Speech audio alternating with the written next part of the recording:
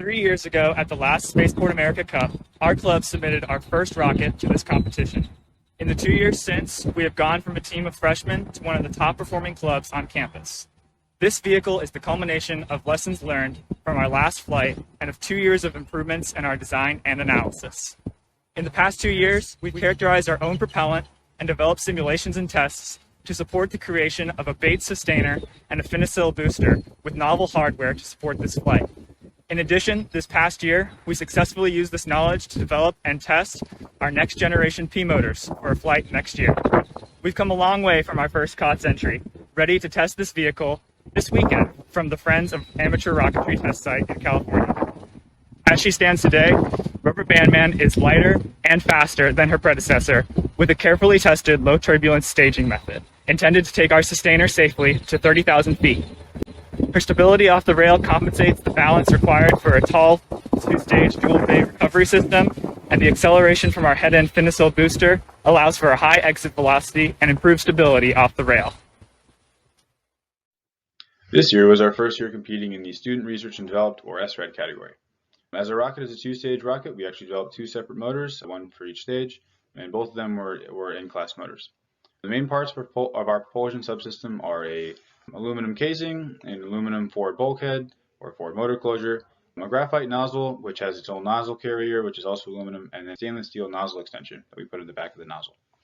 All of these parts are manufactured in-house in our aerospace machine shop at Georgia Tech, and we also manufacture our own propellant, which is a mix of aluminum and ammonium perchlorate. Reviewing the design process from this rocket, we found a large time sink in trying to find the best grain geometry for our motors. Using a zero-dimensional burn model for Bates grain geometries written by our propulsion subteam, we were running hundreds of different grain geometry combinations producing invalid motors, or motors with too little total impulse. To improve this process, we developed IMC, also known as Iterative Motor Code. IMC uses MATLAB's optimization toolbox to achieve a grain geometry within the complex solution space that would produce a maximum total impulse. We used linear and nonlinear constraints such as maximum pressures, relative size of the outer and inner diameters, and the size of the port area. These were all added to the code to ensure the produced design was realistic and manufacturable. Any user can input an initial estimate of the grain geometry and be given an output of the optimized grain geometry and its associated total impulse. In total, each run of IMC results in over 10,000 simulated motor burns running in parallel to solve for the given initial conditions, outpacing any work that could be done by an individual.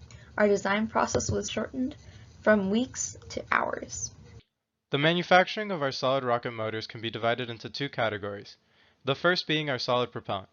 Using 3D printed mold bases, we mixed and casted our proprietary formulation of solid propellant for both the sustainer and booster motors.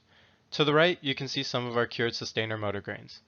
Second, our motor hardware, including aluminum motor casing, graphite nozzle, and steel nozzle extension, were machined manually using the mill and lathe in our machine shop. These machining tolerances ensured the proper O-ring squeeze percentages between interfacing components. For certifying our motor design for flight, we actually do a hot fire test, and we built a vertical test stand that we can put our motor into and fire remotely from a safe distance. In addition to just firing the motor, we actually collect data on thrust and chamber pressure using a load cell and a pressure transducer, respectively. This data gets processed through a DAC system, which we also use for our motor ignition. Razero was used to create whole vehicle simulations for Rubberbandman. The vehicle design in Razero was updated throughout the manufacturing process as final weights and dimensions came in, and the simulation was constantly reviewed throughout the year to ensure we were on track to meet goals and avoid any issues, such as an unstable rocket. Razero uses our calculated total loaded weight of 109.13 pounds and a sustainer loaded weight of 65.54 pounds. Razero also uses our calculated center of gravities and our thrust data from motor testings to create an accurate simulation of flight. Our simulation attitude is 30,000 feet. Our stability margin starts at 5 with launch, then peaks at 6 and drops down to 3 during staging. These higher than standard stability margin numbers were aimed for on purpose after research into RAS-0 showed us that the system may not penalize as much as it needed to with smaller fins. RAS-0 also provides some other useful information. With a 28-foot launch rail, we leave the rail with a velocity of 160 feet per second. Our maximum speed occurs at 13 seconds into flight at Mach 1.6, and we reach a maximum altitude between 45 and 50 seconds into flight. Our airframe is comprised largely of fiberglass and carbon fiber. For our booster airframe, we opted to purchase a commercially available fiberglass tube. On our sustainer, however, weight is more critical, and so we instead decided to hand roll our own carbon fiber tubes. The carbon fiber airframe saved about 3 pounds of weight compared to a fiberglass one, while still maintaining sufficient strength and stiffness. For our fins, we start with a wooden core and we sandwich it between 2 pieces of G10 fiberglass. The 2 resulting voids in the middle are then filled in with high-density polyurethane foam before all 4 fins are epoxied to the side of the rocket. Once that's done, a carbon fiber layup is put down across all 4 fins, helping to better connect them to the rocket and reduce fin flutter. The Georgia Tech team chose to optimize the design of the motor bulkheads on both stages for reduced weight. We utilized a tool new to the club, FEA through ANSYS. After learning how to use the tool, a small sub-team was able to design bulkheads with average weight savings of 35% while maintaining our desired yield stress factor of safety. To further reduce the weight of our rocket, we chose to replace our old Avionics bay design with lighter, easier to machine G10 fiberglass plates. These plates allow us much easier access to our avionics and other electronics while being much lighter than before, both of which increases our altitude and our safety. 2 staging methods were considered for Rubberbandman. The first was an attempt at mechanical staging with 2 flanges held together with a highly elastic steel band. This steel band was then released at booster apogee to stage. However, staging was reverted back to a more traditional black powder strategy after it was found that the mechanical staging failed in vehicle bending. Redundancy for both was hot staging with the sustainer motor. Mechanical staging and other staging methods plan to be further developed as a more reliable means of staging at high altitudes. In regards to recovery, Rubberbandman has 2 systems. In the booster, we deploy a single bay dual deploy system containing a main and drogue parachute. When the drogue is released at booster apogee, the main is held in place through commercially bought tender descenders, which release the main at 1,500 feet. In the sustainer, however, we offer a dual bay, dual deploy recovery system to mitigate zippering of the bays. We also include a pilot chute on the main to ensure it gets released. Landing radius and impact velocity are 2 important things to minimize while designing the recovery system. To create an accurate simulation to calculate these 2 important numbers, we developed a Python script called RocketPy. It has 6 degrees of freedom on the way up and 3 degrees of freedom on the way down. RocketPy includes current weather, location, moments of inertia, propellant burn, parachute sizes, deployment times, and many other variables to determine the final descent path. Based on our current simulation of RocketPy, our booster has a main parachute of 14 feet diameter, and our sustainer has a 16 feet diameter parachute with a drogue parachute of 3 feet in diameter. We subjected our rocket to a series of tests to confirm that it would perform properly in flight. We created a resin-printed model of the rocket with multiple pivot points down the fuselage. We used this model and a wind tunnel to reconfirm the location of the center of pressure and thus the overall stability of the rocket.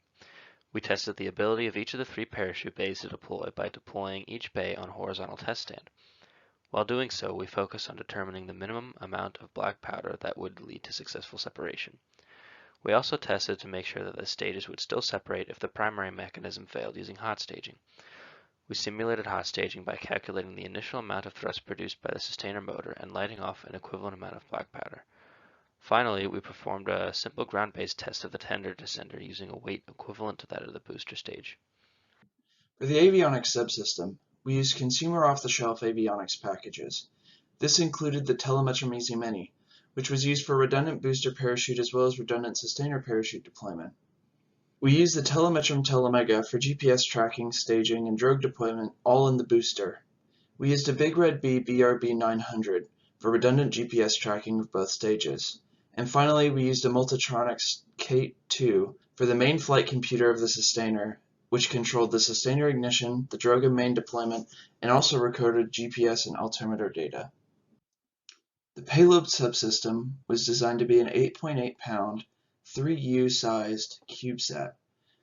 We took this and we developed a carrier that was the equivalent of a 3U CubeSat with 3 1U CubeSats inside of it. Each of these CubeSats was uniquely designed to record vibrational characteristics of each of their separate designs. These 3 designs included a solid one with no cutouts on the side, a slotted or cross-patterned cube, which is most commonly seen in regular CubeSats, and a hollow CubeSat with nothing but the sensor attachments on the side. Rubberbandman's launch tower is a student-designed and student-built launch tower system that provides 28 feet of guided length of the rocket. The entire structure weighs a little over 1,400 pounds and is a modular design that can accommodate our vehicles for the foreseeable future.